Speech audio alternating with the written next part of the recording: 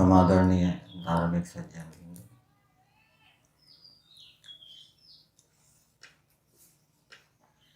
सर्वव्यापक निराकार परमपिता परमेश्वर ने ये सृष्टि बनाई जीवात्माओं के कर्मों का फल देने के लिए और जीवात्माओं को मोक्ष प्रदान करने के लिए। सृष्टि के साथ साथ परमेश्वर ने वेदों का ज्ञान भी दिया और वेद के मंत्र उनको कवच के समान कहा गया है। जैसे कवच शत्रुओं के बाणों से हमारी रक्षा करता है, वैसे ही वेद के मंत्र हमें पापों से, क्लेशों से बचाते हैं। प्रतिदिन जो वेद को जानने मानने वाले हैं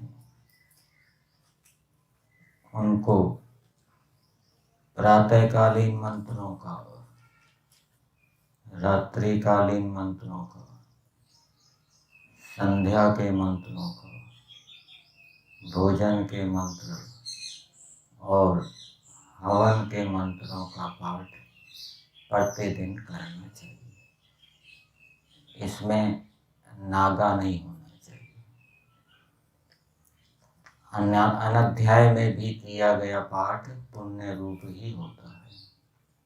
इसमें कोई अवकाश नहीं है, छुट्टी नहीं है। और वेद के मंत्र हमारे लिए इस प्रकार से हो जाने चाहिए जैसे हमारी मातृभाषा है, गुजराती है या हिंदी है, उसको बोलते ही झटाझट हम उसके अर्थ जानते जाते हैं, बड़ी तेजी से बोलते हैं, अर्थ भी साथ साथ आते जाते हैं। वैसे ही मंत्रों को हम तेजी से भी बोलें तो उसके सारे अर्थ हमारे मन में उपस्थित होते हैं।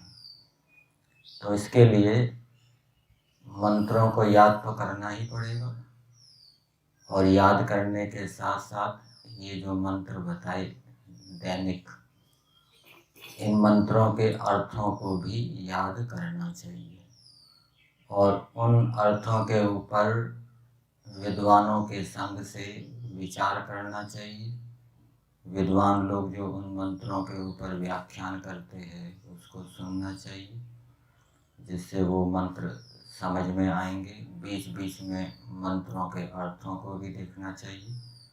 तो इस प्रकार से निरंतर करते रहेंगे, श्रद्धापूर्वक करते रहेंगे तो वो स्थिति प्राप्त हो जाएगी कि थोड़े समय में ही आपने मंत्र बोले तो थोड़े समय में ही दिव्य विचारों से, दिव्य भावनाओं से हम युक्त हो जाएंगे। और फिर जब मन मस्तिष्क में दिव्य विचार, दिव्य भावनाएं रहेगी तो फिर पाप और क्लेश के विचारों को अवकाश, अवसर नहीं मिलेगा।